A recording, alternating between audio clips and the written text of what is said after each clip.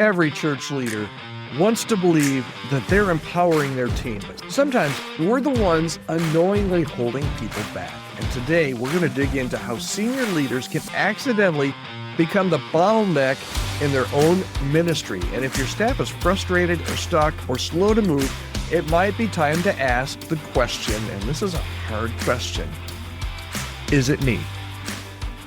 Hi there, my name is Todd Rhoades, and I'm one of the co-founders over at chemistrystaffing.com, and I'm also your host right here on the Healthy Church Staff Podcast. All right, today, I may get myself in trouble for this episode, but let's go for it, okay? It's just you and me here anyway, right?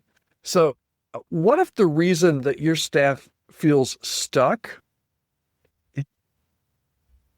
I know it's not easy to say out loud, but if your team seems frustrated or unclear or hesitant, there's a good chance that the problem isn't them. You can't always blame them.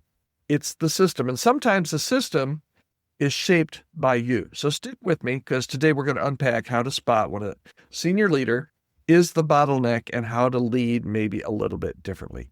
Okay, let's start with this truth, because we know this, right? Leadership culture starts at the very top.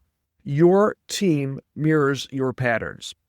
That means if you micromanage decisions, chances are, sooner or later, your team will start micromanaging decisions.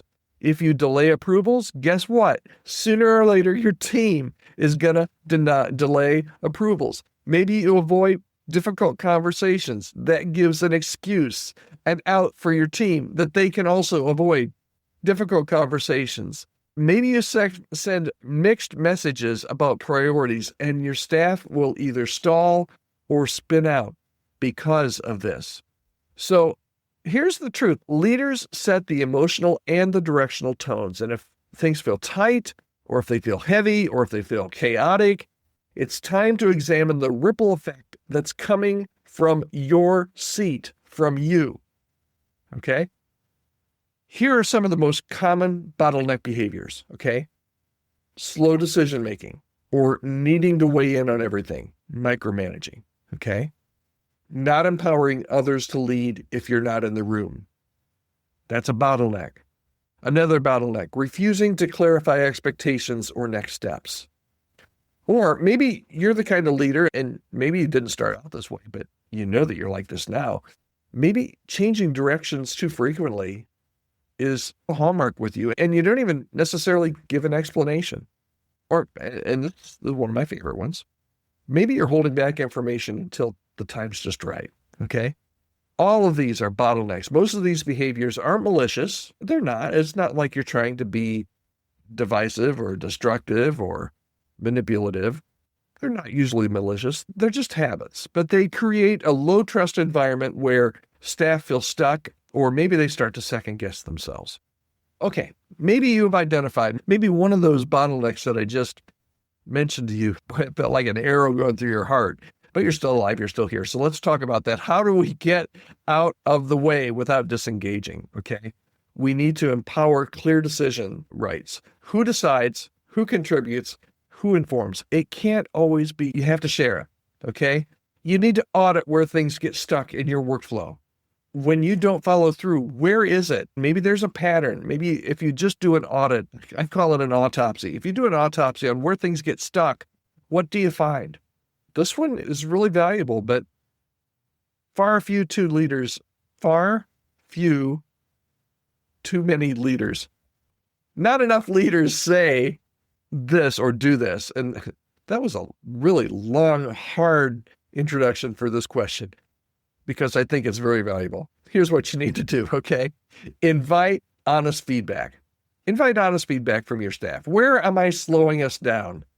Get that feedback and start letting go. Once you get that feedback and you do your audit, start letting go of what no longer needs your fingerprints, because the truth is not everything needs your fingerprints. And then you can start to celebrate staff wins without needing to insert yourself in everything. Things will actually go much, much smoother. Healthy leaders know when to lead from the front and when to back up and cheer from the sidelines. Okay, here's the final thought for today. Here's the bottom line. Great leadership isn't about control. It's not about control. It's about clarity and trust and empowerment.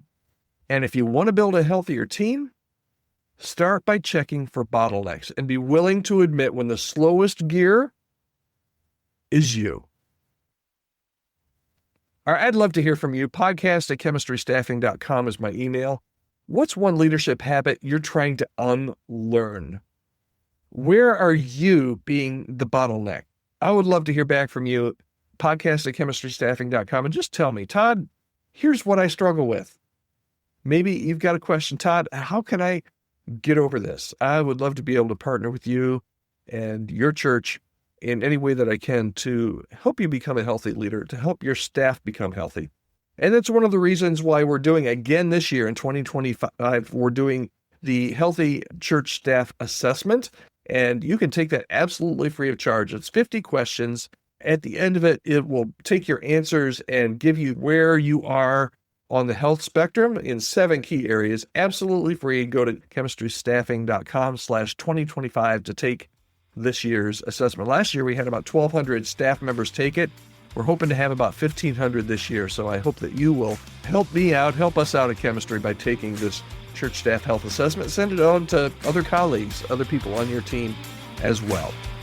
All right, that's it for today. Hope this has been helpful to you, and we'll be right back here tomorrow on the Healthy Church Staff Podcast. Have a great day.